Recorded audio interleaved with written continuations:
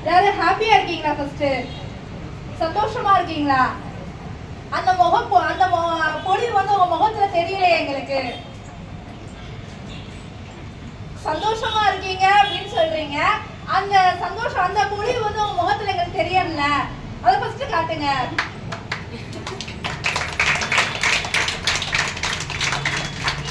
சரி, ஓகே.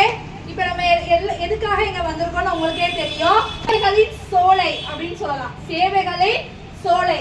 ஏன் அப்படின்னா ஒரு ஒரு அறக்கட்டளை ஆரம்பிச்சோம், 1-2 செஞ்சோம், ஒரு நாள் செஞ்சோம், மறுநாள் வீட்டில் போய் தூங்கினோம்.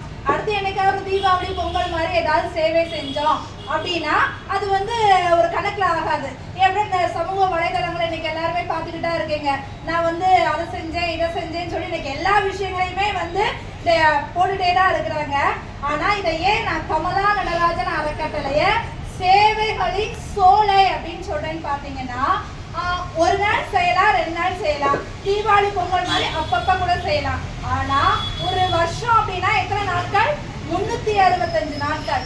365 நாட்களும் தொடர்ந்து வேறுபட்ட கோணங்கள்ல வேறுபட்ட பொதுமக்களுக்கு, வேறுபட்ட சமுதாயத்தை சேர்ந்த வேறுபட்ட மக்களுக்கு வந்து வேற வேற விதமா அவங்களோட தேவைகளை புரிஞ்சு ஒவ்வொரு நாளும் செஞ்சுக்கிட்டு இருக்கிறதா நம்மளுடைய கமலா நடராஜன் அறக்கட்டளை.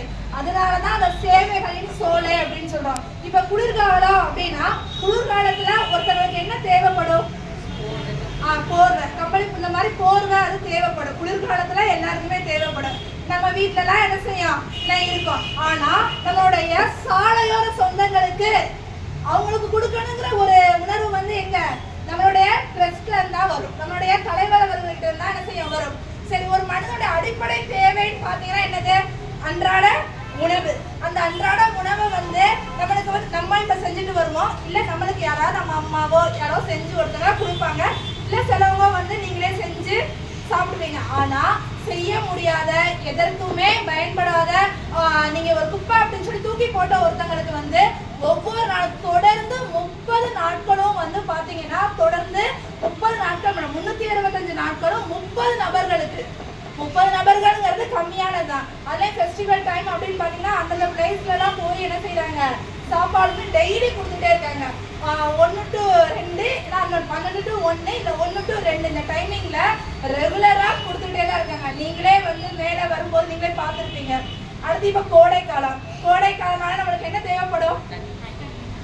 தண்ணி. தண்ணிங்கிறது வந்து சாதாரண விஷயம். ஏன்னா இன்னைக்கு எல்லா இடங்களையும் கிடைக்கிறது. வேற